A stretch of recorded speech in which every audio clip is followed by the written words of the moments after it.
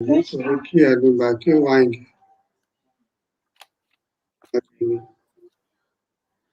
आप आप सबों का सोसाइटी फॉर एम्पावरमेंट की तरफ से बहुत बहुत स्वागत है। और आज का जो विषय है वह विषय Buddha Gandhi and mental health in India. मैं डॉक्टर ए के पांडे, जो सोसाइटी फॉर एम्पावरमेंट के हमारे पैट्रन हैं, डॉक्टर गुलाम राजदान सर, जो प्रो चांसलर हैं मालवा यूनिवर्सिटी के, और अभी एक और डॉक्टर शरण आने वाले हैं। वो कहीं लगता है बिजी हैं, इसलिए वो अभी नहीं आए, लेकिन कुछ मिनट देर के बाद वो करेंगे। आज तो 18 अप्रैल है। पहले ये प्रोग्राम हम लोग 11 अप्रैल को करने वाले थे, क्योंकि 11 अप्रैल कस्तूरबा गांधी जी का, श्रीमती कस्तूरबा गांधी जी का बर्थ एनिवर्सरी था। तो हमने सोचा था कि उसे 11 को करेंगे, लेकिन हमारे पास उस समय हमारे जो टेक्निकल टीम के मेंबर्स हैं, जो इसको कोऑर्डिनेट करते हैं, वो अवेलेबल नहीं थे। तो उसके बाद फिर हम लोगों ने इसको 18th पे किया। और आज 18 तारीख, जो 18 अप्रैल है, 18th April, it's a very important day for Gandhi ji and for the country, because कि आज के दिन 18 अप्रैल को उदान का भी शुरू हुआ था। उदान यज्ञ का, जो विनोबा भावे जी ने इस देश में जो शुरू किया था, गांधी जी के बताए रास्ते पर सबों को बराबर आर्थिक उन्नति हो, उसके लिए उन्होंने किया था। तो उसकी भी शुरुआत आज ही 18 अप्रैल को हुआ है। और 18 अप्रैल देश की आजादी में बड़ा ही महत्वपूर्ण दिन है, क्योंकि गांधी जी ने चंपारण में आंदोलन जो शुरू किया था, वह आज के दिन ही शुरू किया था, 18 अप्रैल को ही शुरू किया था। तो इसलिए आज का दिन हमारे लिए बहुत ही महत्वपूर्ण है, क्योंकि इसी दिन जो सत्याग्रह का शुरुआत चंपारण में आज के दिन ही किया गया था। और इसलिए आज का दिन बड़ा ही महत्वपूर्ण है। और हमारे जो स्पीकर हैं, वो बहुत ही महत्वपूर्ण विषय पे चर्चा करेंगे, क्योंकि मेंटल हेल्थ, अभी कोरोना का समय चल रहा है, कोविड-19 के से लोग अफेक्टेड हैं, पूरा देश, पूरा विश्व इससे प्रभावित है। और इसमें इसमें क्या है कि कोविड का 1 साल 1 महीना होने जा रहा है। इसमें लोगों का की जो मानसिक स्थिति है, वह बिल्कुल स्थिर नहीं है। तो इसलिए मानसिक स्वास्थ्य पे ध्यान देना आवश्यक है। हम लोग इस बात पे तो शारीरिक ध्यान पर, शारीरिक व्यवस्था पर, मनुष्य की शारीरिक व्यवस्था पर हम लोग पूरा ध्यान दे रहे हैं कि कितना बेड है, कितना उसको ऑक्सीजन मिल रहा है कि नहीं, कितना वेंटिलेटर है कि नहीं, कितना, और इस कौन कौन सी दवाइयाँ मिल रही है। लेकिन जो पेशेंट हैं या जो पेशेंट नहीं भी हैं, उनकी मेंटल हेल्थ का स्टेटस क्या है, इस पे बल उतना नहीं दिया जा रहा है। जबकि यह भी आवश्यक है कि जो जहाँ कहीं, अभी तो इस बार तो अभी तक वैसा लॉकडाउन नहीं लगा है जैसा कि पिछली बार लगा था, फिर भी जहाँ जहाँ नाइट कर्फ्यू है या फिर और है, तो लोगों को घर में रहना पड़ता है, कई तरह की दिक्कतों का सामना करना पड़ता है। बच्चों का स्कूल बंद है, तो बच्चों की जो साइकोलॉजी है, जो मेंटल हेल्थ की साइकोलॉजी है, वो अलग है। बच्चों से जुड़ा हुआ जो पेरेंट्स का जो मेंटल हेल्थ की साइकोलॉजी है, वो अलग है। तो यह एक बड़ा ही महत्वपूर्ण विषय हो जाता है आज के संदर्भ में। और जब इसलिए इस विषय पर हम लोगों ने सोचा कि इस पे हम लोग, हमारी सोसाइटी इस पे चर्चा करे। तो इसके पहले भी, इसके पूर्व में भी हम लोगों ने एक बार मेंटल हेल्थ के ऊपर चर्चा किया था।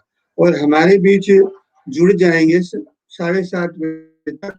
उम्मीद करते हैं कि 7:30 बजे तक डॉक्टर अरुण गांधी जी वो हम लोगों के साथ जुड़ेंगे, जो कि गांधी जी के पोता हैं, और उनकी भी इसमें बहुत रुचि रहती है। तो वो हम लोगों के कार्यक्रम में हमेशा, जब कभी हम लोग उनको आमंत्रित करते हैं, तो वो आ जाते हैं और अपने विचारों को रखते हैं, प्रकट करते हैं और हम लोगों को समय-समय पर बताते भी हैं कि क्या करना चाहिए, क्या नहीं करना चाहिए, क्योंकि गांधी जी के होते होने के कारण उनका एक अपना वैश्विक दृष्टिकोण है, क्योंकि लगभग सभी देशों में उनका आना-जाना लगा रहता है। तो वो उसके आधार पर वो हम लोगों को बताते हैं वो कि क्या होना चाहिए, तो वो भी अभी जुड़े नहीं है। तो दो हमारे वक्ता अभी तक नहीं जुड़े हैं। एक है डॉक्टर शरण, जो खुद चंपारण से आते हैं और वहाँ के अच्छे बड़े डॉक्टर हैं, और डॉक्टर अरुण गांधी जी। मैं उम्मीद करता हूँ कि दोनों ही कुछ देर में हम लोगों के साथ जुड़ेंगे। तब तक मैं डॉक्टर गुलाम राजदान साहब से यह आग्रह करता हूँ कि वह अपने विचारों को हमारे समक्ष रखें।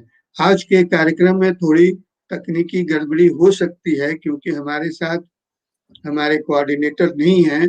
उनके फैमिली में उनको छोड़कर बाकी सबों को आज सुबह से हो गया है, कोविड-19 का पॉजिटिव रिपोर्ट आ गया है, इसलिए वो उसमें ज़्यादा व्यस्त हैं। तो ये काम मेरे लड़के हैं, वो अभी जो टेक्निकल एस्पेक्ट है वो उसको मैनेज कर रहे हैं, और ये हम लोग तो उसमें थोड़ी बहुत त्रुटि हो सकती है, लेकिन उसके लिए आप ध्यान नहीं देंगे, उसके लिए हम लोग पहले ही आप से क्षमा मांग लेते हैं कि हमारे पास टेक्निकल टीम आज जो ये कोरोना की वजह से उपलब्ध नहीं है, क्योंकि वो उनके घर में उनको छोड़कर बाकी सब लोगों का पॉजिटिव आ गया है रिपोर्ट। वो ज़्यादा उसमें बिजी हैं। शुरू में वो आ गए थे और उसके बाद फिर वो बीच-बीच में वो नहीं रहेंगे। तो मैं आपसे आग्रह करता हूँ राजदान साहब, डॉक्टर गुलाम राजदान साहब, कि आप अपनी बातों को रखें और हम लोग उस पे चर्चा शुरू करें। बीच में जो 2 आने वाले हैं वो लोग आएँगे। अभी तक उनका कन्फर्मेशन है आने का, तो जैसे आते हैं हम लोग फिर वो अपनी बातों को रखेंगे। आप तब तक शुरू करें अपनी बातों को। Thank you very much, sir. Thank you. I will first share my screen.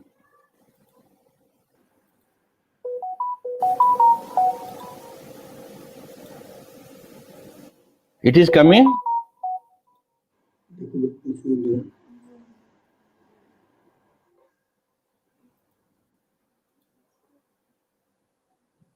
Is it coming, sir? Yes, yes, it is coming. अच्छा, आ रहा ठीक है। Sir.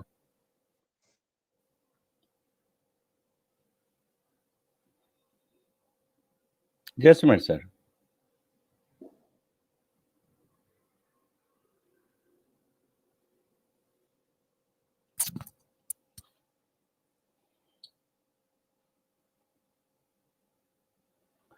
First of all, I'm audible, sir. I'm audible. You are audible. Yes, yes, you are audible. Yes, you are audible. I'm audible, sir. Yes, you are audible. I, I'm audible, sir. Yes, you मैं are सुनाई दे रहा audible. हूँ, sir? Sir, हाँ, हाँ, आप सुनाई दे रहे हैं। और मेरा सर स्क्रीन भी शेयर हो रहा है? हाँ, स्क्रीन भी शेयर हो रहा है। हाँ सर, उसको करना है sir. That's very important. Yes. Again, I will try to share my screen. That's very important. I think nowadays.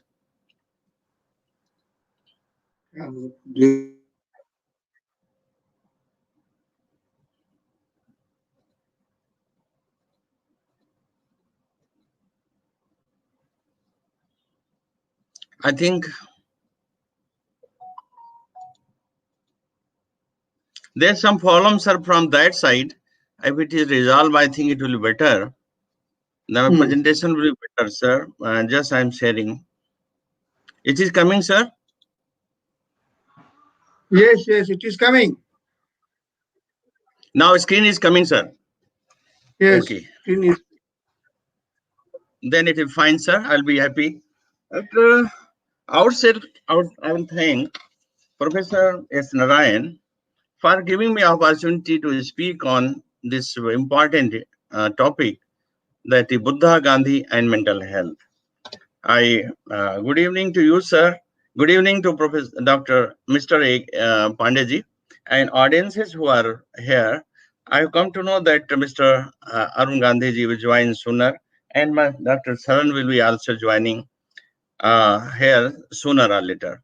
So welcome you all for on this webinar, Buddha, Gandhi and mental health. This is a very important issue. First, let's go on this topic little bit. We have to go in depth. We have to understand Buddha because he was born about 2,400 years ago, and that he has practiced, and so many things are there. They have gone from India to other part, and now other people, other country people are knowing better. Now we are learning from it, and now this is very important to again relearn the concept of Buddha. uh, Starting from Mahatma Gandhi ji once said, Buddha was the greatest teacher of ahimsa, and that he taught us to defy appearance and trust in the final term of the truth and love. Dalai Lama had spoken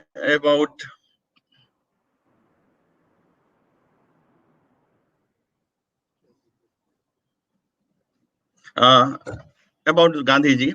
I felt I was the presence of a noble soul, a true disciple of the Lord Buddha, and a true believer in peace and harmony among all men. Rabindranath Tagore commented at Gandhiji's call, and India blossomed forth to new greatness, just as once before, in the earlier time when the Buddha proclaimed the truth to follow, feeling and compassion among living creature. Gandhiji was great Indian since Gautama and greatest soul on the world, and it was said by the very well-known uh, writer and well-known person, J.S. Holmes, and he said that he was the Gandhi and this Buddha were the great soul, even greatest man since Jesus Christ. Now, what was the global influence of Buddha and Gandhi? Both Buddha and Mahatma Gandhi were Indians, shaped by the Indian tradition that involved transforming their inner world. They did not achieve inner peace through prayer alone, but by tackling their negative emotion, transforming their life as they wish, they thought, and they believe. Tradition for generating peace of mind are important today word. We need to understand that it gives us inner peace, pleasure, and destroys various negative emotions.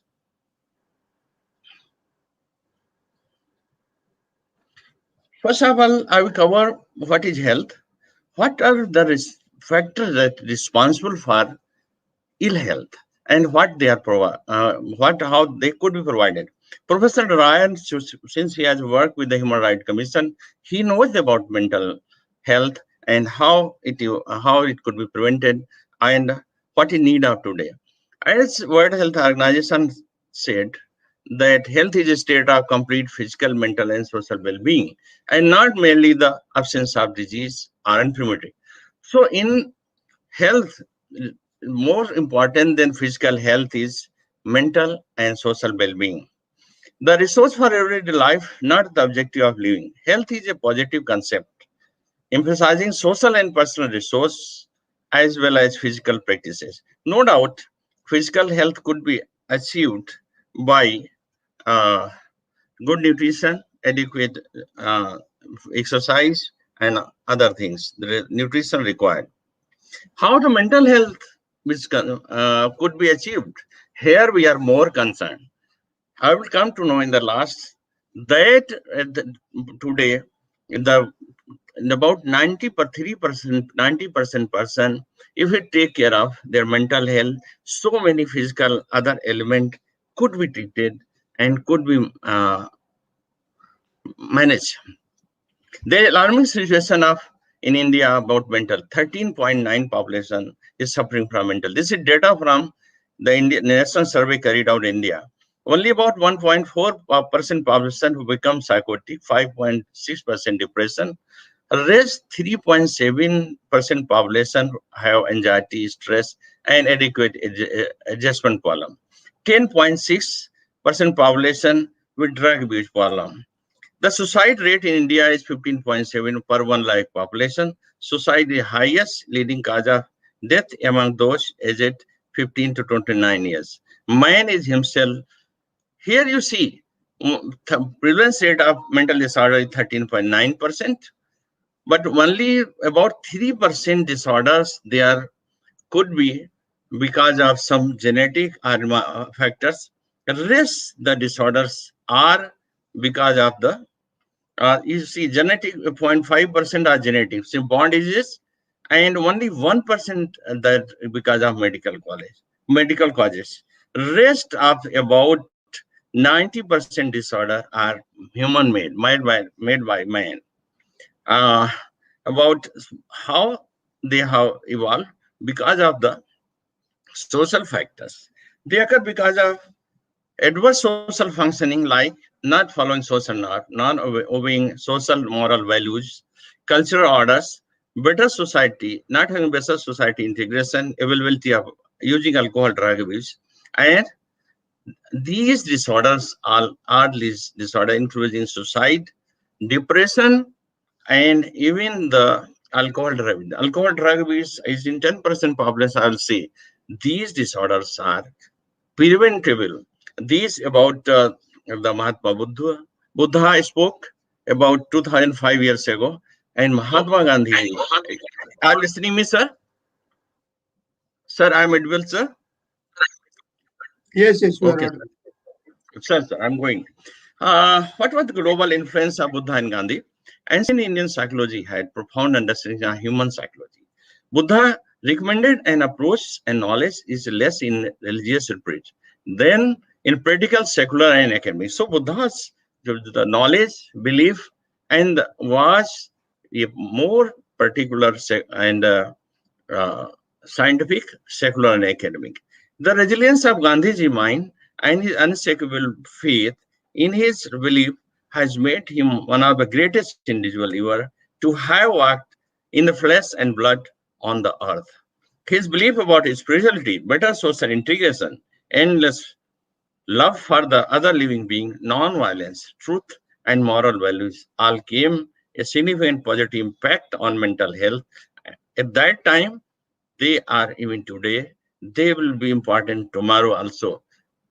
Our culture is very old. About 7,000 before Christ, the Indian Valley civilization started, and about 6,000 BC, Chark and Sushruta founded schools of Ayurveda. Now coming to the Indian civilization, about Indian civilization, civilization has says the oldest in the world because of homin activity and Indian subcontinent is stretched back to 2,500, not 2,050 years ago. Epic Mahabharata Purans, religious historical texts are written 5th century before Christ.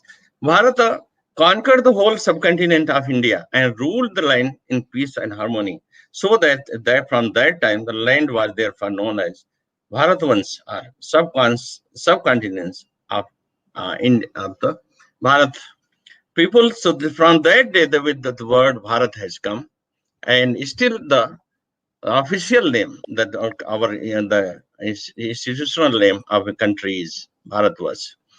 People who invaded Bharat arrived in the Sindhu sometime, somewhere.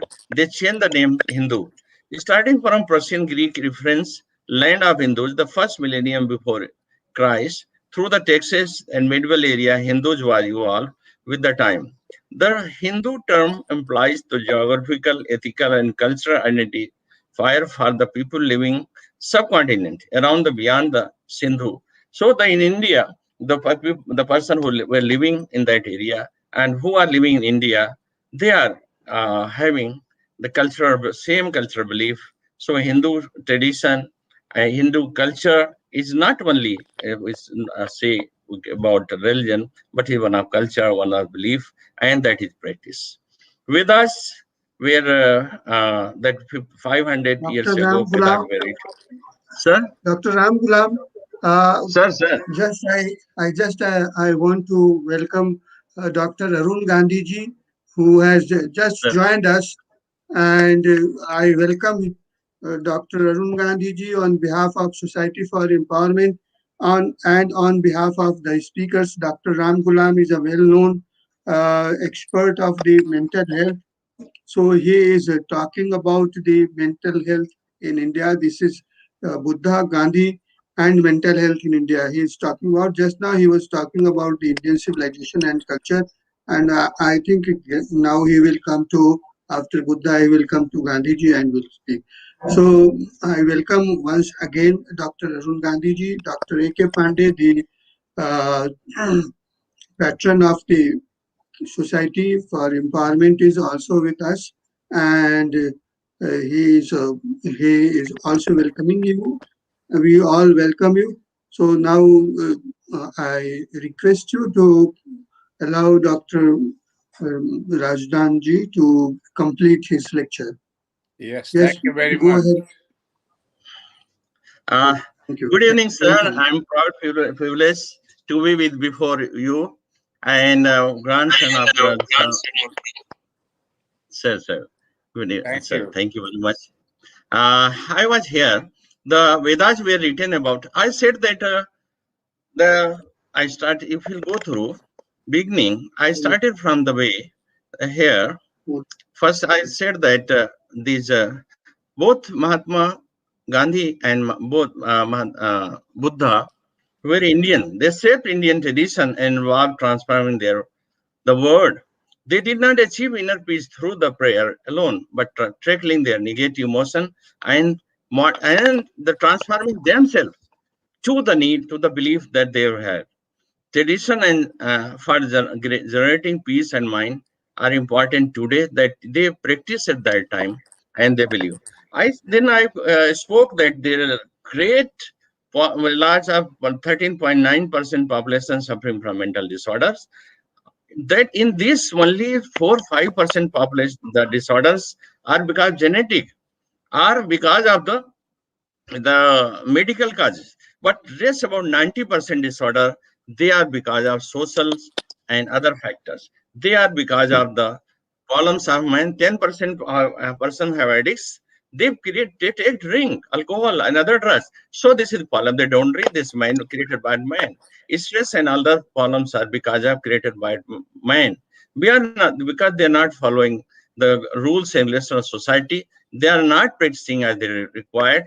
They are not using the other means of how to reduce anxiety and how to be happy, how to be happy. So at this point, the teaching of the Lord Buddha, and very important, he taught that how to be happy, how to have pleasant mind, and how to be free from stress. Then if person has stress, then how it could be managed, that he told about at that time. It was, I think, Mahatma Gandhi was ambassador of what I say. This one may not be agree with me. Ambassador of Buddhist. He propagated those thoughts, those ideas by his own writing, by the way of uh, the transforming themselves. So now coming here, India is a country where associated with spiritual tradition for 1,000 years, which has been home for some of the greatest religion, Hindus, Buddhists, Jainis, Sikhs, etc. Then come Bhagavad Gita. It was written here, and this is one of the book that is followed, and this is the teaching. The Hindu Dharma belief taking the prematurely suffer from the next religion, and this there is teaching in Gita used for the managing mental disorder. That by the psychiatrist that give example that when the Arjuna was in the field and he had to fight the Mahabharata, his hand start trembling. He said that Mera Gandhi Dhanush is, I'm not unable to pick up, I'm leaving or not for, fight this battle. Then he was counseled by Lord Krishna, and he makes so much powerful that he fought the uh, that battle and he won, and it was named of by in the Arjun at that time. Now coming to the Buddhism, the 6th century BC Siddhartha Gautam, The religious reformer and Vardhaman Mahavira were developed their own belief system and broke away from the mainstream Sanatana Dharma to eventually created their own religion, Jainism and Buddhism. That was needed at the time. That I will come later on. According to Buddha, there are four noble truths. Life is means dukkha, mental dysfunction and suffering. Not the dukh he meant in this way. Dukkha arises from craving. Why it occurs? Because we crave. We and dukkha can be eliminated. The way of elimination of dukkha is eightfold path.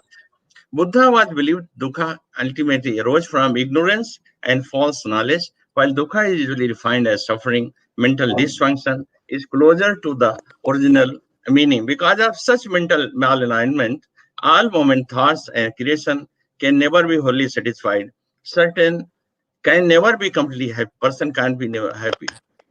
There are basic principle of Buddha where the treating the psychiatrists are managing that and to peace and principle of the peace. Buddhism is all about finding inner peace and controlling oneself and desire. Principles of Buddha are based on eightfold path and four noble truths. To understand and learn more about principles of Buddhism, we need to develop the detailed path of the Buddha. These were four noble truths: dukkha and samvida. Dukkha means the condition of that gives rise suffering, and the samayuddha, the cause of suffering, attachment. They already said that nirodha, the end of suffering, is nirvana. Marga, the path of end of suffering, is noble eightfold path. He gave five process of giving in form of percept he gave that was followed later on by the Gandhiji, and he propagated these his thoughts throughout the world. Abstain from killing living being, abstain from taking the which were not given, but are stealing, abstain from sexual misconduct, abstain from the incorrect speech, abstain from the distilled substances that confuse the mind and modify the function of the brain that should not be used. This eightfold path where their person must have right means of livelihood, right speech, right action, right exertion, right mindfulness, right mindedness, right meditation, right resolution, right point of view.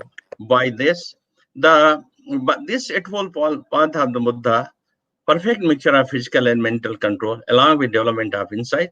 The other part of comprises principle Buddha is four noble truths. These are the most attainable happiness, harmony. By these, the person can achieve happiness, and can have good life, and could be away from sorrow and suffering of his life. Now he told about meditation. They describe fourfold. They're very important for the managing all the suffering. He believed that suffering can't be eliminated. They should be accepted, and they should be modified by way of these eightfold paths and by the way of meditation. He describe the four stages. First stage was concerned with the mental hindrance and impure intention disappears and sense of bliss achieved. In the second phase, activity of mind come to in and only bliss remains. In the third phase, bliss itself begins to disappear. In the final stage, all the sensational, including bliss, disappear and replaced by the total peace of mind, which Buddha describes deeper sense of happiness. This is why he practiced.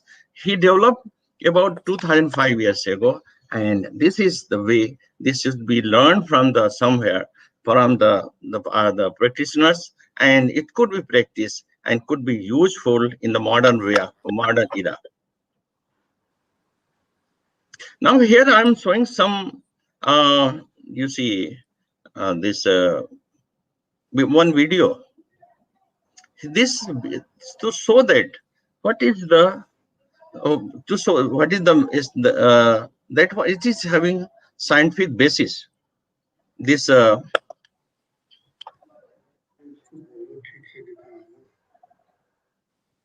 I think it will take 1 minute, but So what is these ideas and practices of Lord Buddha, which was carried out by Gandhiji, were not unscientific.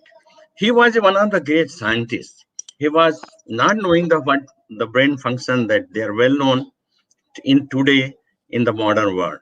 We know the brain is made up of billions of neurons and so many chemicals. It is a normal functioning, a total well-being, the total functioning of this brain important. And he said that Buddhist helps in to reduce human suffering by modifying, by meditation, and by modifying the way of life that I already have described. Meditation is a contemplative science.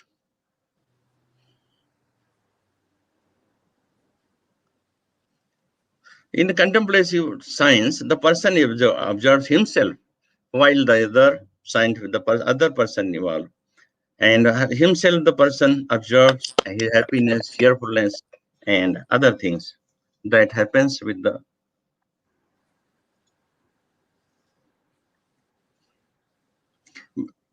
stress leads to distorted perception, distorted belief, and distorted thoughts, and distortion of views. That it affects brain functioning, neurochemical functioning, the wandering mind. 40% of this because of wandering mind, which is responsible for the suffering. Science a wandering mind makes to suffer. Now, coming to the mindfulness that that Buddha described and the how to practice it. What mindfulness? You see, this is mindfulness that all the things in the mind. This is technique that you practice. In that, all the ideas are being allowed to go inside the mind, and gradually the way that it is practiced, and it leads to the way distressing thought go away from mind. It gives rise neuroplasticity, new neurons that are the threads to develop, to that makes more functionality of the brain. That is very important. Nowadays it has observed, it has been, now it is convinced, that is known as neuroplasticity. And that it meditation reduces anxiety, depression, reduces cognitive decline. Even a lot of person they by practice not only they have better feeling of well-being, their function of brain is increased so much so that person himself feel happy. And nowadays with the aging process is now increasing. Now it is said that about 20% population after 10 years will be of the person above 75. So to be happy and to healthy, to have healthy mind, this is meditation is very important to have and to be practiced. These are certain rules that should be practiced. Where do I start? This is very important. Any nav user can start, can learn from the books. Best is to go through the person who knows the how to practice. The simple way, breathing kind to your breath and kindness to others is the one way of practicing meditation or mindfulness.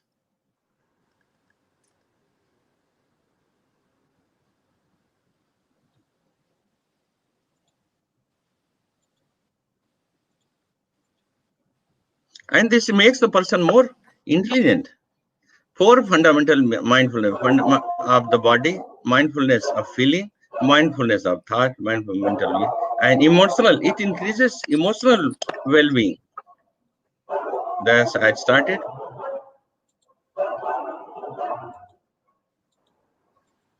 So just concentrating on breath, one can practice.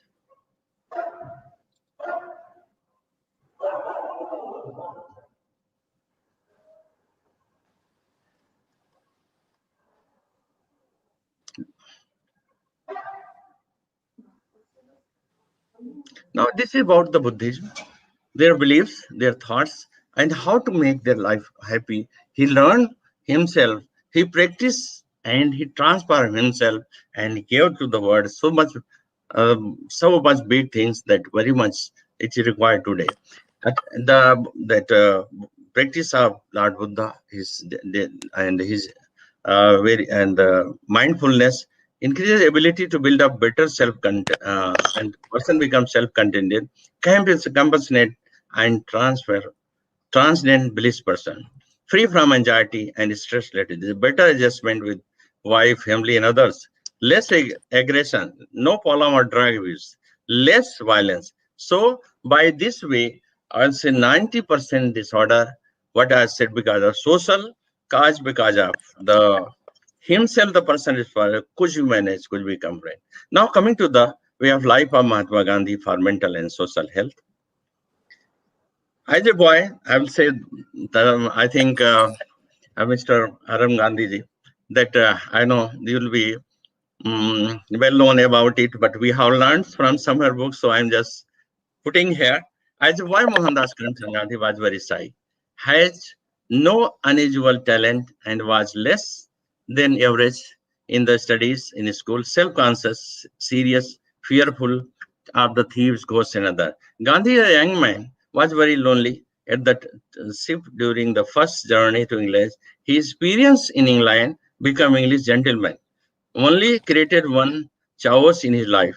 To change his life, he had to transform his thinking, which finally led to such much simpler and happier life later on. So he himself transformed his feeling, thinking, and by observation, by firm determination about what was he read from Buddha and other Indian culture from the knowledge that he went through, and he gave us these tips that we had to follow, we had to accept. What's most important? Truthfulness as part of life. We should have truthfulness as a part of life.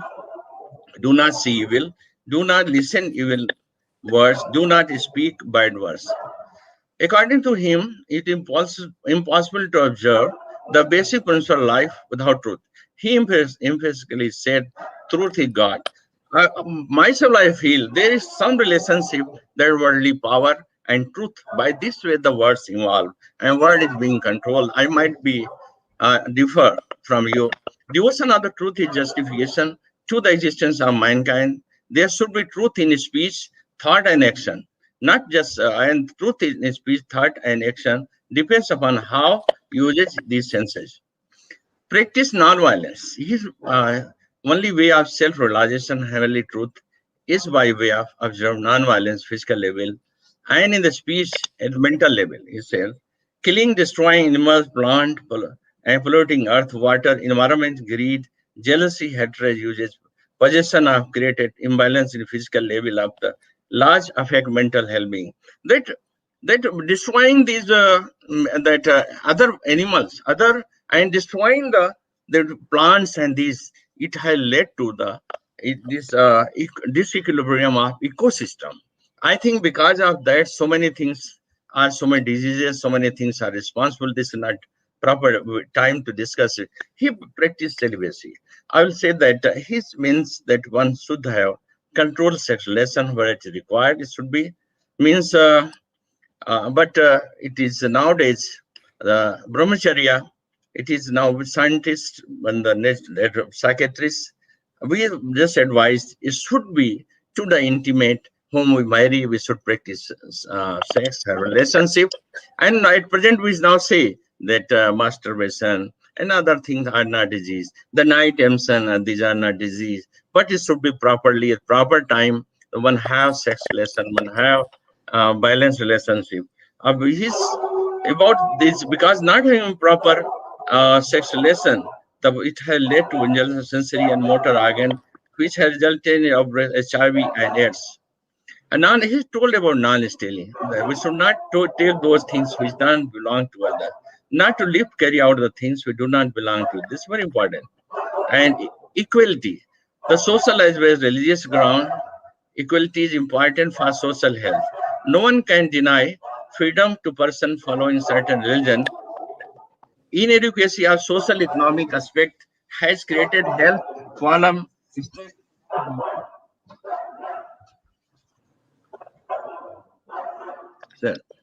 Self work.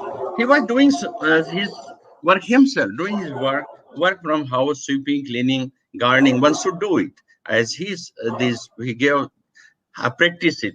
Prayer, very important. Gandhiji, that Ramana. Gandhiji presented Ramanama to the village folk and natural therapy. Number of one of cure of bodily ailment and religious believe that God is reliever of people's distress. The promise is universal. It is not restricted to particular type of element, and also it's a dimension of the spiritual well-being. Existence of superpower has no connection with the superstition. It is the nature supreme law. The law which keep us away from distress applies to the cure. Now, certain tips were given by Mahatma Gandhi ji. It should be practiced. It should be remembered. And to all of these, it should be started from the primary classes, from early basic education. That's very important to modify. Sleep early and wake up early. I think it is said Mahatma Gandhi slept about 4 5 years. At present, about 8 hours sleep is very important to have normal functioning of the brain. Otherwise, it leads to anxiety, depression, and so many other things. Fasting. Gandhiji observed in South Africa as well as during freedom independence movement in India, fasting. And now at present, uh, it is said that it boosts up immune system. It is very much that time of the immune boosting of immune system required the day of Corona. How to be happy to be protect from ourselves. Uh, what you eat. That's very important. One should take balanced diet. And this is very important. Give the many choices. We had today taking junk food that is not good. Gandhi said the body was never meant for eating as a refuse bin. Holding all the food that you planet demands, that pilot demands. For them, it should be balanced. It's a proper way, and it should be what to take what are required. He is advocated for regular exercise. For and regular exercise, yoga essential for maintaining vigor and stamina. The physical health that yoga and mental and health that and other meditation he educated. Efficacy respiratory system, heart and circulatory system, muscles and joint increases. It used to eliminate which keeps the body alert. Nowadays, yoga is very important for the immunity to have better function of our respiratory system in the that if to have boost of immune system. Now it is said that we must practice respiratory exercise, lom belom, kapal bhati. That's very important to boost to have more adequate oxygenation of body to protect to become to remain away from the viruses. Walk to whenever you can. Gandhiji educated that walk is very important. Bricks was in the open air, and this scientifically it is said that every day one should walk at least 4 kilometers a day, and you know that Gandhiji walked to the Dandi beach about 390 kilometers on foot protest. We can't imagine even today, but at least we can walk at least 4 kilometers. These alcohol drug abuse drugs are not required. They are mind created. They take because happiness. Nowadays, this is big problem. Now the newer drugs have come. They have forced the population to take, and the young generation is that nowadays.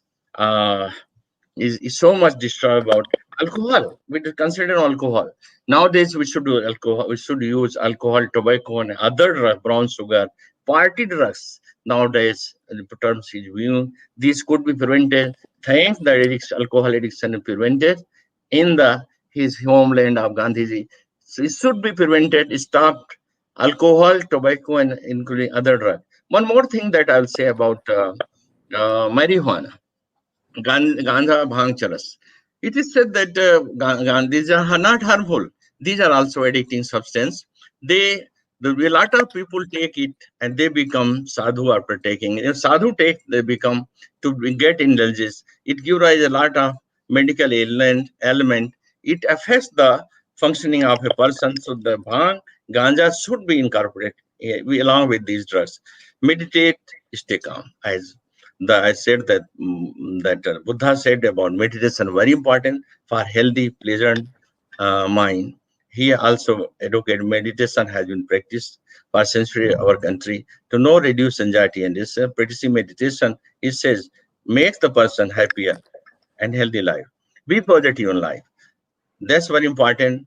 And he think that effect of life. So we continue to hold grudges, stay angry, and general negative things. So we should take away. Gandhi said, "A man is product of thoughts. What he thinks, he becomes." So if you are positive, in this time of Corona, it is very important to maintain positivity. Otherwise, person will fear, anxiety, without get infected, and he may develop so many problems. Be compassionate. Our word today lacks compassion. We often misunderstand compassion and think as it is strive far to our part of our part. But what we fail to understand that compassion heart has many personal benefit too. Being compassionate help us become less judgmental, empathetic towards others. Now, concluding my presentation, the first of all, this is to conclude, to present in about half an hour. It's very difficult. The Buddhism we practice through our life, and it is followers. They are still followed. The life crores are his believer. Gandhiji, he himself transformed and practiced, and he have, and his because of that, you see, you very not to repeat. It was not being practiced by himself; it was followed by other, and he liberated himself not only in India but other countries were liberated following his path. Buddha and Gandhi today can contribute to the world peace because of essence of dharma as ahimsa and non-violence. To follow the five precepts advised by Buddha can make person full of ethics and moral value. Abstain from killing, ahimsa, abstain from sexual misconduct, alcohol and drug abuse. Follow the eight path. His principle can make a person free from distress. Practice of meditation and practicing Buddhism in an individual through his process, known as mental training. A person can achieve inner peace. According to the Buddhist doctrine, happiness comes from inner peace. The mind is everything. What you think, you can become. The mental disorder is preventable through teaching of the Gandhiji. His way of practicing truth, non-violence, celibacy, equality will transform personality of a person and society and help in building of the nation as he thought. Daily prayers and path, truth, spiritual health. This is a strong belief that truth is God. I believe that there is some connection between truth and the supreme power which is that's revolving this world by controlling by this one. Gandhi recommended, I might be different. Gandhi recommended adequate sleep, regular exercise, meditation, give up alcohol and tobacco, fasting, and good health. So, going on the path of Buddha and Gandhiji, India has had high, taught other nations path of ahimsa and non-violence and global peace. Let us follow the path of Buddha and Gandhi, not for the good physical, mental, and social health of our countrymen, but now time has come to practice their teaching, ideas, and path to crush the differences within our and caste and creed based on caste and creed and high and low and make strong India as it was Soneki Chidiya long away as described in the our history. Thank you very much for listening me and giving so much time for my presentation. Thank you very much, Professor Dr. Rajdan, Ram Gulam Rajdan ji. Thank you very much. You made a good presentation, very good presentation, and you tried to uh, come out with the common features of Buddha and Gandhi ji. Gandhi ji, in fact, today on 18th of April, he started uh, there in Motihari, in Champaran, the Satyagraha. So today is a very honorable day for those who believe in Gandhi and Gandhian philosophy. And fortunately, we have Dr. Anun Gandhi with us. So the Buddha also was from the same place where Gandhi worked for the freedom of the country. The birthplace of Lord Buddha is very close to that of Champaran, because both are close to Nepal. So that was, and Gandhiji, when he was there in Champaran, he also visited some of the places, important places where Buddha has gone and has done some meditation. And the last place uh, where he left his physical body and left for the another world. So Gandhiji was also much impressed when he saw all those things, and he saw that how Buddha adopted this meditation and how he transformed the life, and he connected with the people. So Gandhiji was influenced. Tolstoy has also written that Gandhiji was influenced by uh, Lord Buddha. So you are very right to say, rightly said, but we are also trying to inculcate and develop that by running two courses. The one is the Gandhi and the happiness. The other is the Gandhi and the conflict management. That we are trying. We are having some few students, not much more in number, because these days, even in Champaran, so still people have much faith and regards for Gandhiji in Champaran. But the younger generation, the youth, they are not interested in learning about the Gandhian philosophy. Gandhi and happiness means how you can remain happy in your life by adopting the practices which Gandhi has prescribed. So this is there now. You have made a very good presentation, and during Corona time, COVID-19 time, uh, this is a very important lecture and important program. Now, I will request Dr. A.K. Pandey Saab to, if he has any observation to make, and to request Dr. Arun Gandhi, after his giving his own observations, to request uh, Dr. A.K. Pandey may kindly request Dr. Arun Gandhi to give his presidential address. Thank you. Thank you very much, Dr. Rajdan.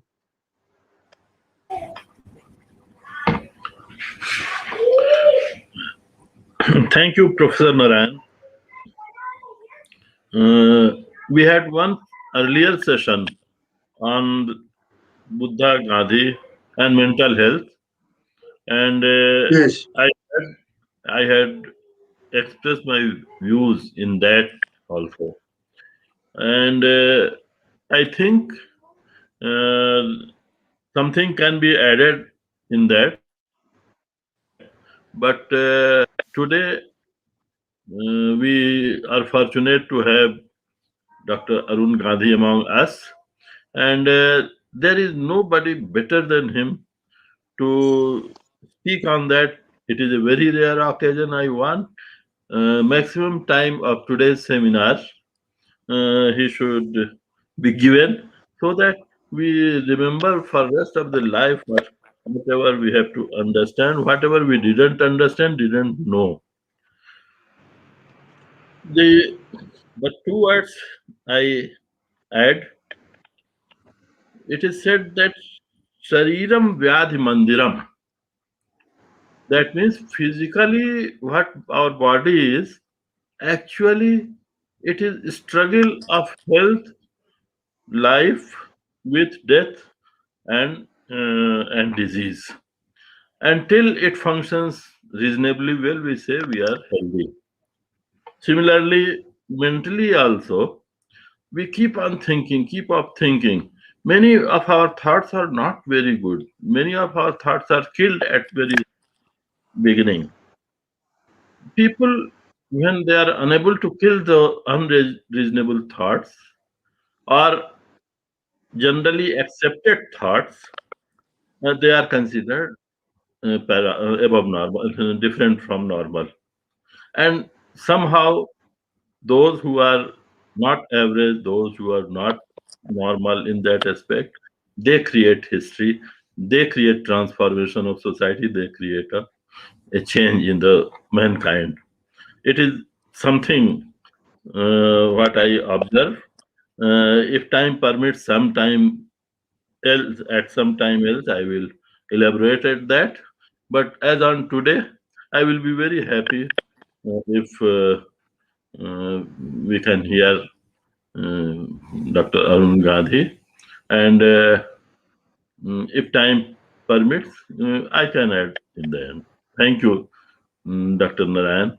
As on today, we can pass on to Dr. Gandhi. Thank you, Dr. Thank you, Dr. Pandey. Now I request our honorable guest to Dr. Arun Gandhi ji to give his presidential address. Thank you very much for inviting me to this function, and I am very honored by it. I would like to say that I have some very radical thoughts, and I'm not really a scholar, so I can't give you a scholarly presentation, but I give you more of my thoughts as they have evolved over the years from reading about religion and about Gandhi and Buddha and so on. So if I say something radical, you'll have to forgive me for it. And I ask for your forgiveness at the very beginning. I want to start with a story.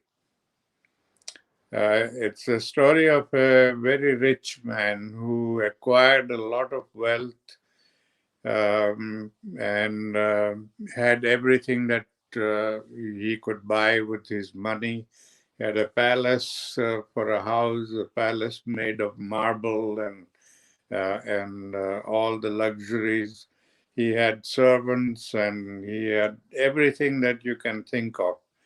But he was not happy. He couldn't smile, he couldn't laugh, he couldn't enjoy because he was living in tremendous fear all the time. The fear of losing his wealth, the fear of the stock market crashing and he'll lose everything. The fear of people stealing things from him. The fear really gripped him completely. And so he was always in mental agony. But he had one servant who used to come and mop the floors and clean the floors, and he was paid minimum wage. But he found that this man always was laughing and singing, and he seemed to be very joyful. And this rich man couldn't understand how could this be possible. He said, I have all the riches in the world and I can't sing and laugh, and here this guy doesn't have anything at all and he is laughing and singing.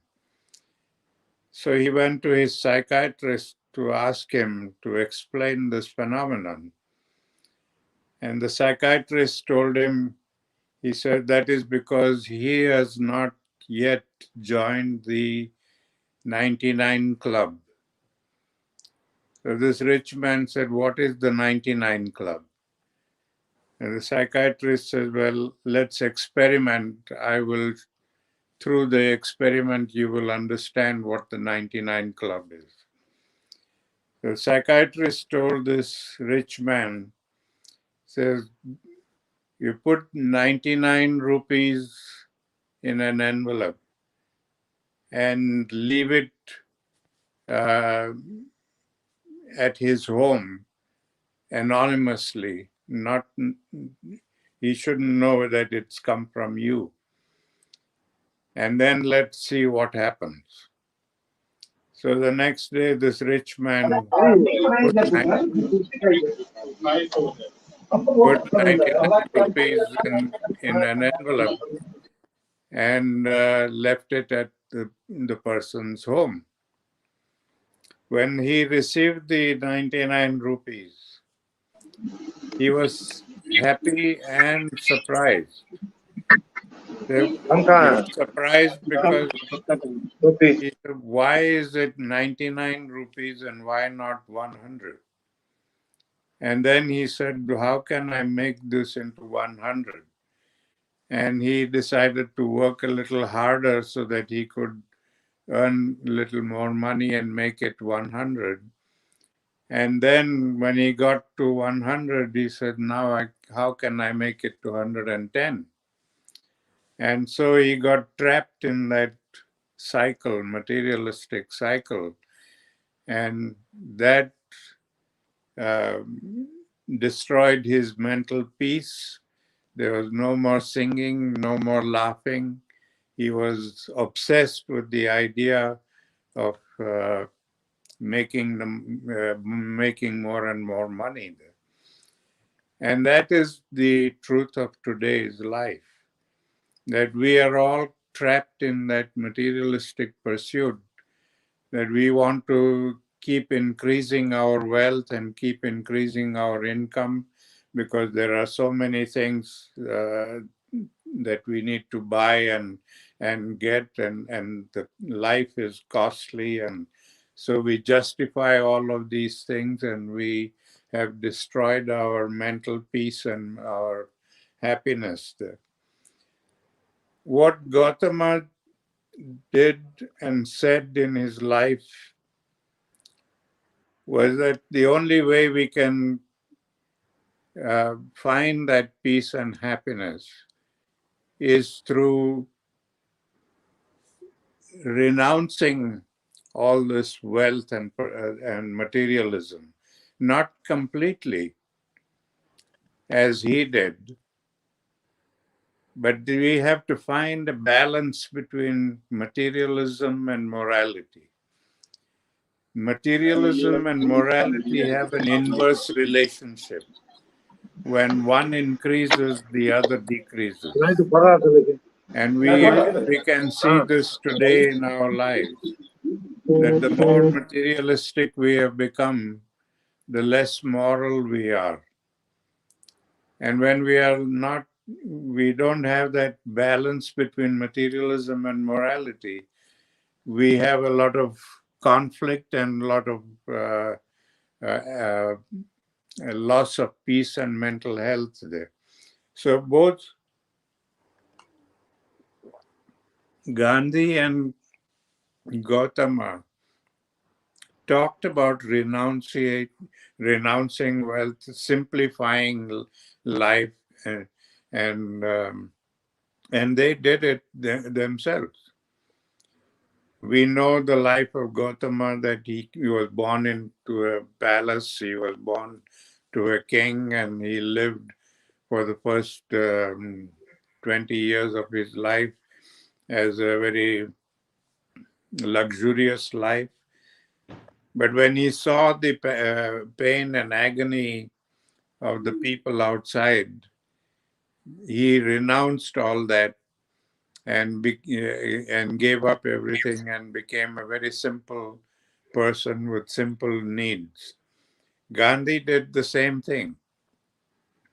When he was a young lawyer in South Africa, his practice grew at that time in the late 1800s and early 1900s. His practice grew to 80,000 pounds sterling a year. Now, that was a lot of money in those days. 80,000 pounds is like today's 80 million pounds. So they both renounced that and they simplified their lives, and not only got their mental peace and inner peace, but they grew morally and became great people, achieved greatness. Now, today we talk about Gautama as Lord Buddha, that he is God. And yet he said there is no such thing as Lord Buddha. There is no God Buddha. Buddha can be anybody who achieves that enlightenment. He became a Buddha because he achieved the enlightenment in his life. And we can achieve that enlightenment ourselves and become Buddha. But we don't want to do that. Gandhi also realized the same thing. When he was asked by a journalist about a week or so before he was assassinated, a Western journalist interviewed him and asked him, "What do you think is going to be the future of your philosophy after you die?" And Gandhi's response was very pathetic. And it's a response that Gautama Buddha could have given. It could have been Muhammad, it could have been Jesus. One of them could have said the same thing. He said, "The people will follow me in life, worship me in death, but not make my cause their cause." And that is basically what we have done with all of these people.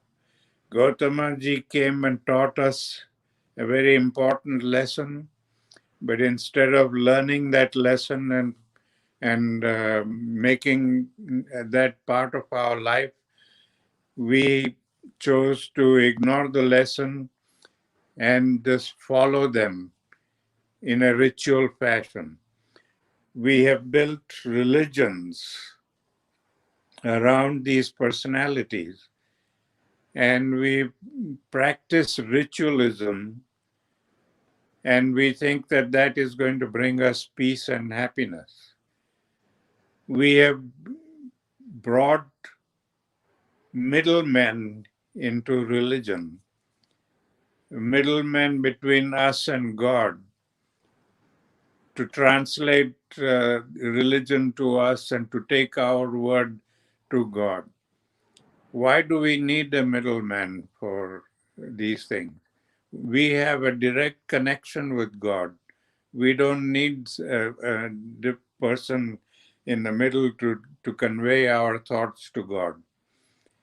So we have corrupted religion, we have corrupted the whole concept of what Gautama sacrificed his life for. Jesus sacrificed his life, Muhammad sacrificed his life. All of these things they tried to teach us, but instead of learning from them, we have we think that practicing rituals, praying 10 times a day, or going to the temple and doing puja and giving money to the priest and the Brahmin there, that is going to bring us peace. That is not going to bring us any peace. The inner peace and the mental peace that we want can only come through sacrifice. And when Buddha talked about dukkha, he didn't mean dukkha in the sense of the actual uh, uh, pain and anguish that we feel. That is part of life, and that is always going to be there. But what he meant about dukkha was the dukkha of sacrificing things and living simply. When you live simply, there is a certain amount of physical discomfort, because on the one hand, modernism has shown us a very luxurious lifestyle. And on the other, we are trying to practice a very simple lifestyle. And that means giving up a lot of things and giving up a lot of luxuries. And that kind of pain and dukkha is a very joyful dukkha. It is something that we are able to sustain and get happiness from that. Because the joy of giving to people, joy of sharing with people, is much more than the joy of getting things from people. So life is about creating harmony. Harmony in society, harmony in the world.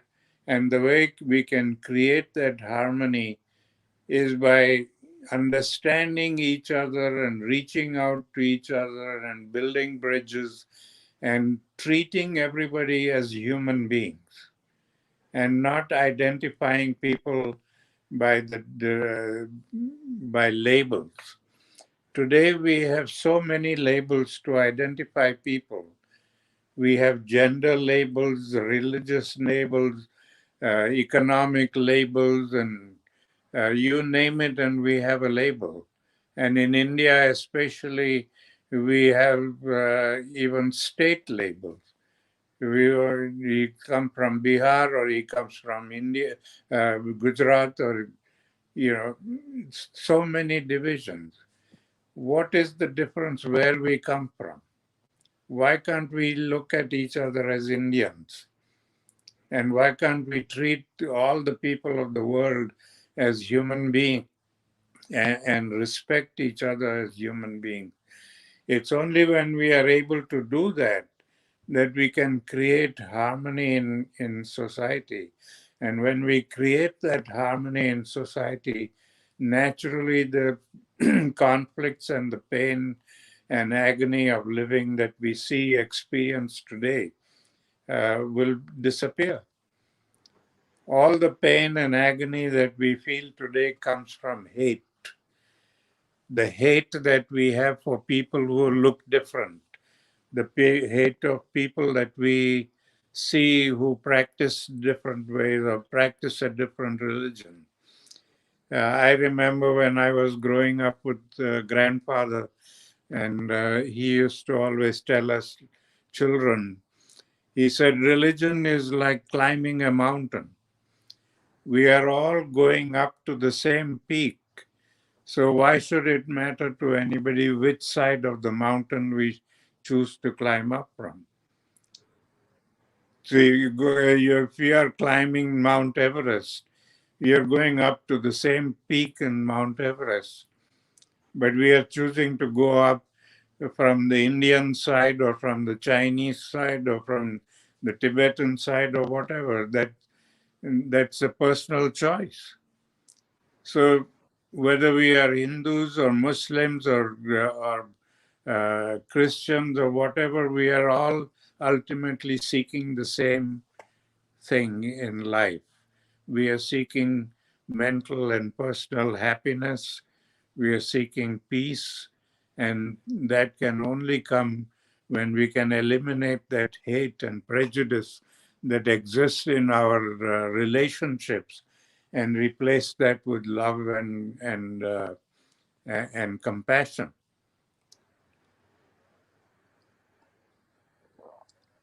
And this is what all our ancestors, all the great people of the past, the legacy that they left us, that is what they talked about. But we forget that part of it. And we have added on all kinds of things to their philosophies. And we've gotten into the paralysis of analysis. We have been analyzing a simple philosophy to such an extent that we have lost the goal. We're cutting it up into pieces, and yet we can't find the soul of that philosophy. And the soul is love and respect and understanding and compassion. Every religion of the world is based on these foundations. And we forget those foundations, and we build all kinds of things on that foundation, and it's become a life of hate and prejudice and anger and frustration. And the more we have that, and the more we pursue all the materialistic lifestyle, the more unhappy we are going to become. Because materialism, it succeeds on exploitation. We have to exploit resources, and we have to exploit people to gain material gains. And the more we exploit people and the more we exploit the resources of the world, the more we are going deeper into the hole and losing our peace of mind. So it is trying to find that balance between materialism and morality that can save us. It is when we are able to look at the lessons that great people have taught us. Gautama and Jesus and Muhammad and all of these great people have taught us the same lesson that recently Gandhi tried to teach us. That we need to love each other, we need to respect each other, and we need to have compassion for each other. We cannot live happily if our neighbor is being discriminated against, and if there's prejudice against that person. We cannot live in a society where some people are treated poorly because they belong either to a low caste or belong to a different color or belong to something that we don't like. So until we get rid of that hate and the prejudice and discrimination and all of these negative things that are creating a storm around us, we are never going to be happy. Now look at the United States, for instance. The richest country in the world, the most powerful country in the world, and yet we have so much of strife and hate and prejudice in this country that they can't find peace and happiness. Now, meditation has become another way of exploiting. The meditation that they teach us and we talk about is not going to bring us any peace of mind, because if we are continuing to live in a snake pit, which is infested with snakes, we can't be happy or we can't be safe in that place. We have to get out of that place to be able to find that peace and happiness there. So materialism and richness and the things that we are pursuing today madly, like India is doing today, more and more materialistic pursuits there in the name of giving jobs to people. But we have never been able to give jobs to everybody because it's impossible to achieve that. the United States has not been able to give jobs to everybody because jobs keep changing and the education system doesn't keep up with that. And the people can't afford the education system. So there are always people living in poverty. And now I have come to realize that poverty is deliberately created because we need slaves. Poverty has become the modern face of slavery. In the old days, we could buy slaves and then exploit them and use them, but now that has become inhuman and unlawful.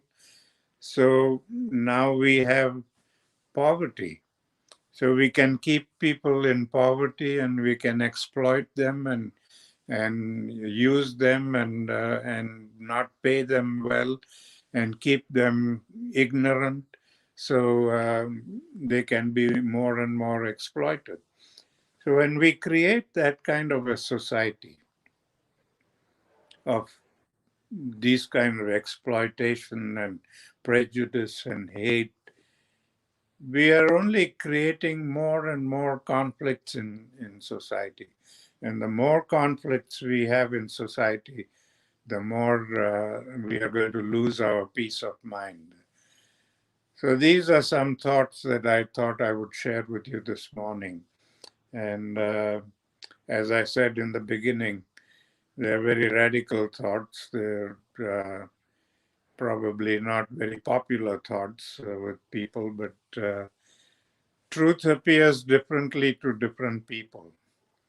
And we have to have that honesty to look at all the different perspectives so that we can come to the right ultimate truth there.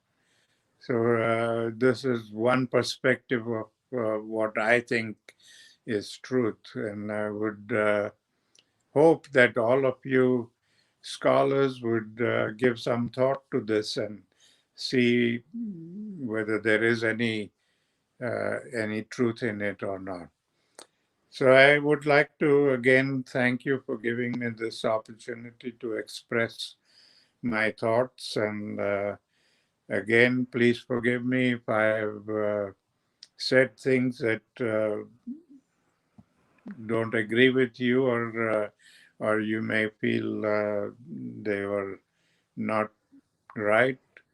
But I am open to suggestions and open to seeing the truth if I can be convinced about it. So thank you, Sachendra ji, again, and all of you for listening to my talk and for giving me this opportunity. Thank you very much. We we learned something from your lecture, and truth is always truth. So you have shown a light to us, and we will we stick to, because being the follower of Gandhiji, we always try to stick to the truth. That truth is truth, and you have said a very good through a story. You have explained the whole thing very systematically and scientifically. So thank you very much for the. One of our member, Dr. Ashutosh Sharan, has come little late. I do not know whether he has heard you or not, but I welcome you, Dr. Ashutosh Sharanji, because I was expecting you a little earlier. Do you want to say something? Because now the presidential address is over. If you have any query or if you want to add something.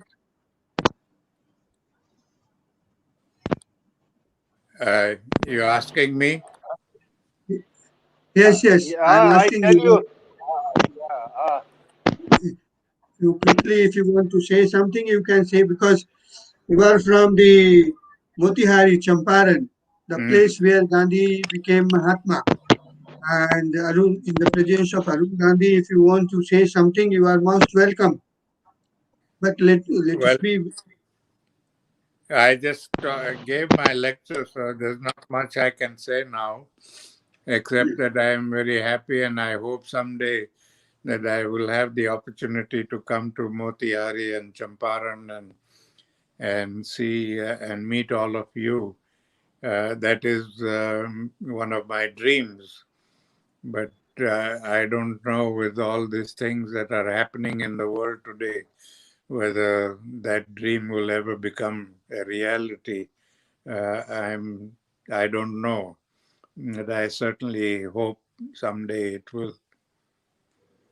So as soon as this coronavirus minimizes it, gets out from the country, then we would definitely like to invite you and to be with you for a few days.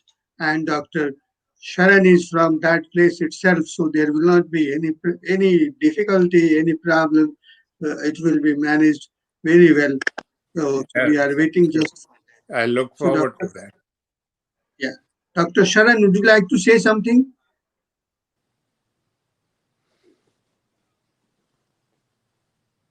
शरण साहब आपको आवाज जा रही है आप मुझे आवाज मेरे मिल रही है आपको आवाज मिल रही है हेलो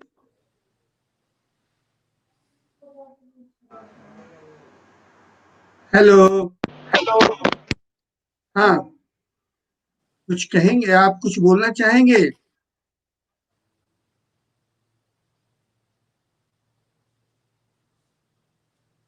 आप कुछ कहेंगे आप अपने को अनम्यूट कर लें आप अनम्यूट कर लें अपने को आप म्यूट हैं अनम्यूट करिए आपकी आवाज नहीं आ रही है आप अनम्यूट करिए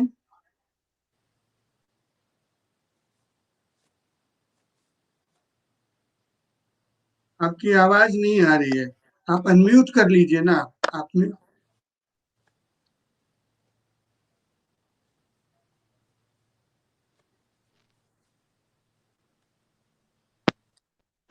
आवाज जा रही है कि नहीं sir?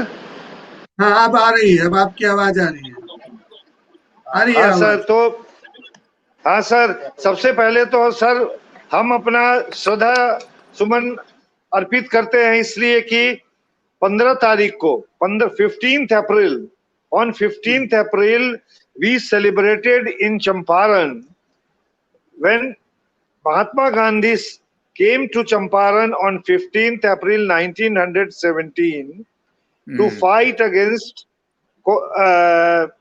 Nilhas, and he was arrested, and from there Satyagraha started and he was given the name of Mahatma Ji. Buddha also came to Champaran. So the people of Champaran are blessed that people like Buddha, people like Gandhi Ji had come to our Champaran, and Kesaria is one place where Buddha came and Gandhi Ji came to Motihari, Champaran, and in Sabone they talked about truth, they talked about ahimsa, they talked about taking things into Indian perspective, and they shunned the materialistic thing, and he taught everything to people in Champaran, and people still love them, people still are after them, and they follow them. That is a very great thing. So in case if Mr. Arun Gandhi comes to this place, that will not be a privilege, because Mahatma Gandhi and Buddha are known as Bhagwan. We respect them as a भगवान.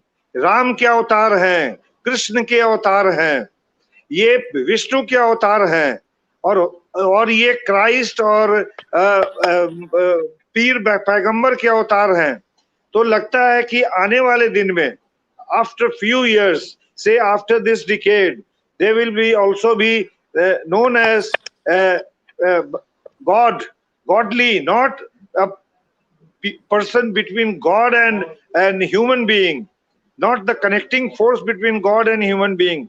They will be treated as a God because what they taught, say, 100 years back is now relevant.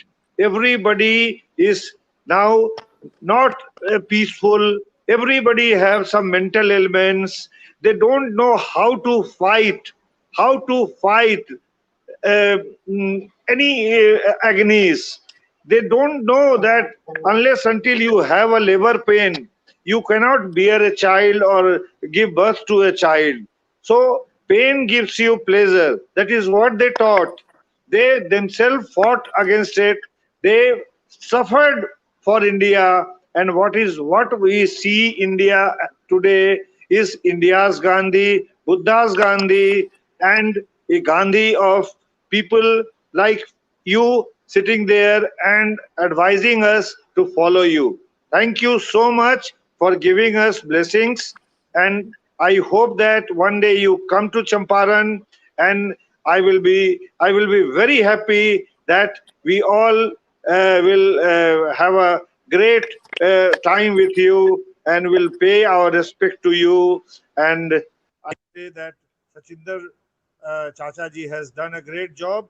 So thanks once again to Sachinder Chacha ji for giving us such a beautiful hour today with the speech of Gandhi, Arun Gandhi ji, on a very auspicious day, which is being celebrated in Motihari and Champaran as Mahatma Gandhi's coming to this place.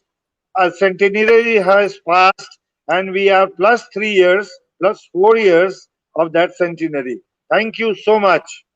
Thank you. Thank you very much.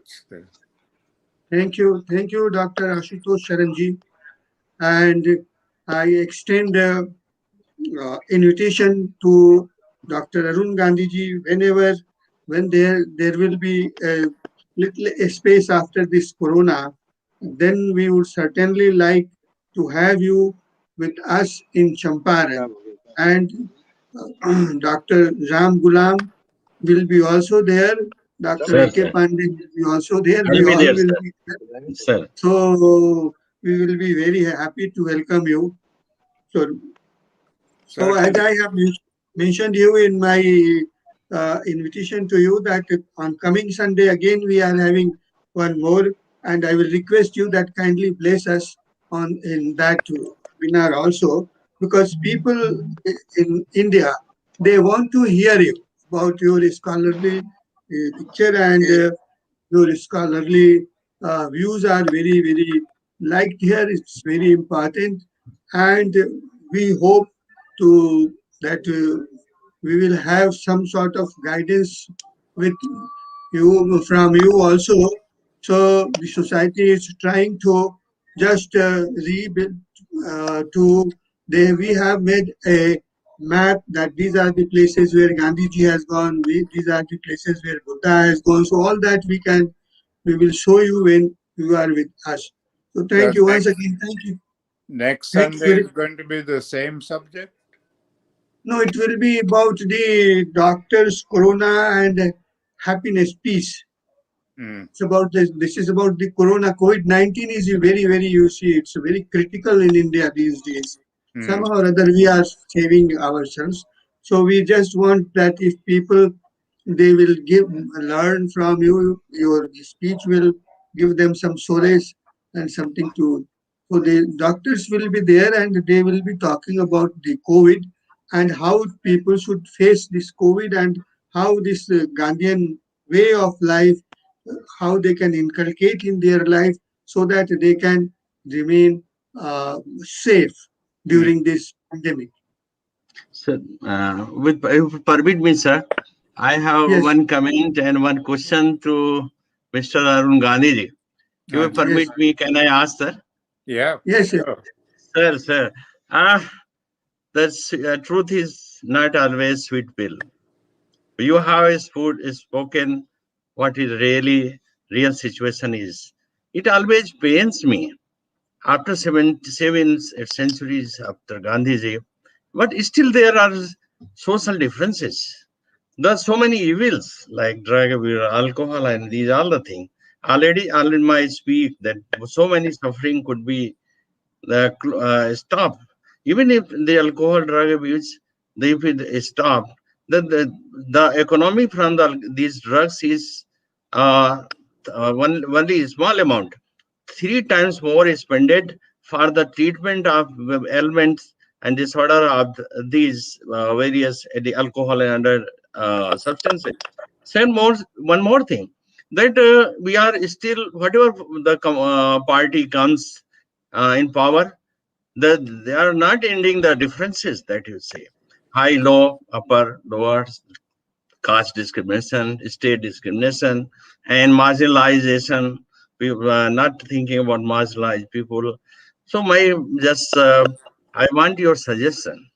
How the things that these columns are the differences, how the divisions could be stopped, and how who can come forward to do so. I think there is no better person than you comment on that. Thank you very much, sir. Well, I am reminded of a very important thing that grandfather said. And he said that nobody can oppress you more than you oppress yourself. As long as we submit to this kind of exploitation and oppression, then nobody can really help you in overcoming that. But when we all wake up to the fact that we have created this whole society, as I said earlier, that is based on exploiting. Success of the materialistic society is on exploiting. The more you can exploit people, the more you can exploit the resources of the world, the more you benefit from it. So, in that kind of atmosphere, uh, you know, everybody is exploiting everybody, right from uh, you know the top government and the rich people exploiting the lower people exploiting those who are below them, and it goes on exploiting all the time. We are totally exploiting each other for our personal gains. So when we get out of that kind of mindset and learn that we are all human beings and that we should be helping each other to come out of their difficulties and enjoy a better life. Until then, we are going to suffer the same problems all the time.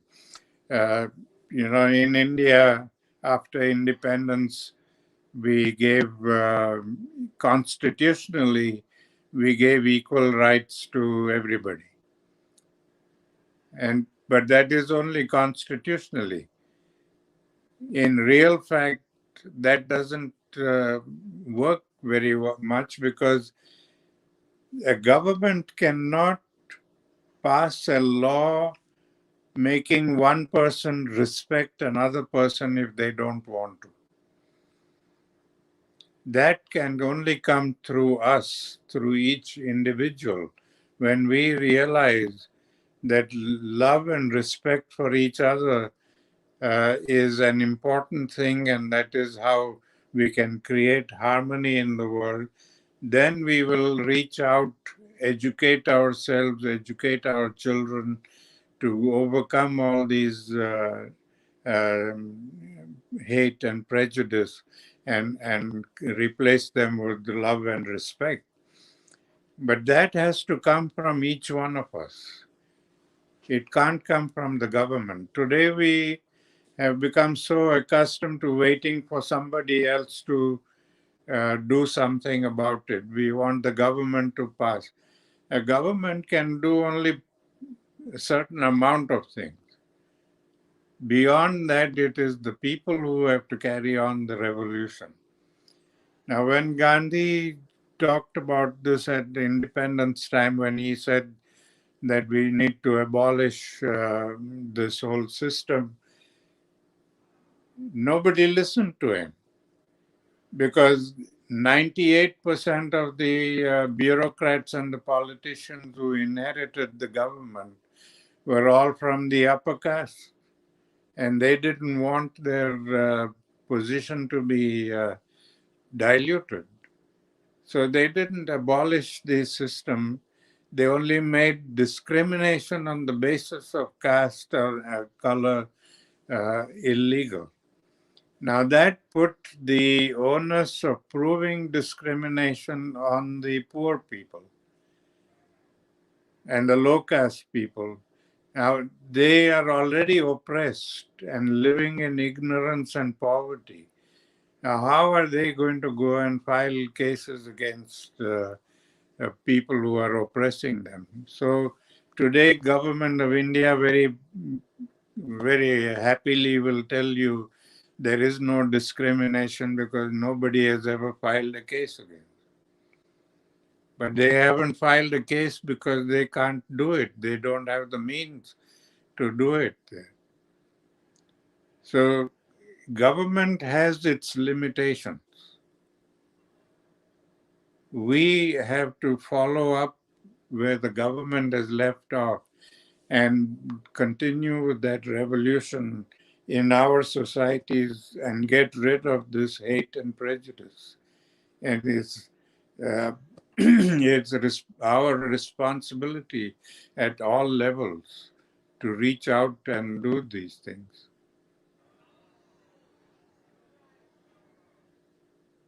Sir. Yes. Any more question? Any observation? Any other observation? Sir. Yes.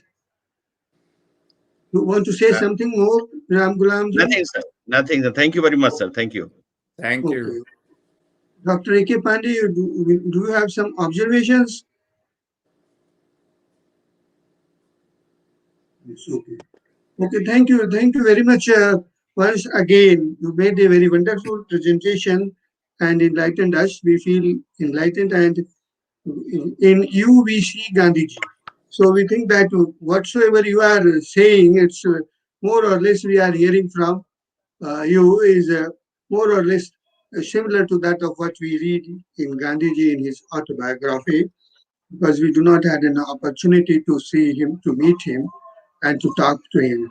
Because those, so we are very much thankful to you, and we I'll are see you next obliged to Sunday. you that you next Sunday, next Sunday. Okay. Thank you very much. Okay, thank you. Goodbye. Thank you. Namaste. Namaste. Thank you, sir. Namaste, sir.